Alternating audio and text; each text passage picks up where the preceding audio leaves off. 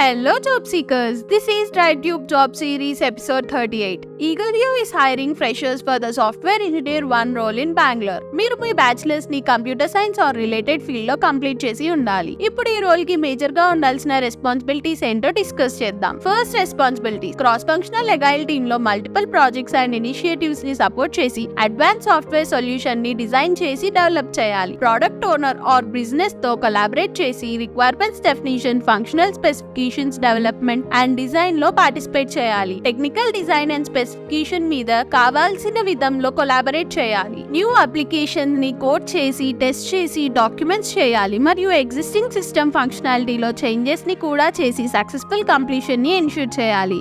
ఇప్పుడు జేడీని రెజ్యూమేతో ఎలా మ్యాచ్ చేయాలో చూద్దాం. ఈ పొజిషన్ కి మేజర్ గా ఉండాల్సిన స్కిల్స్ ని కేటగరైజ్ చేసి ఇచ్చాము.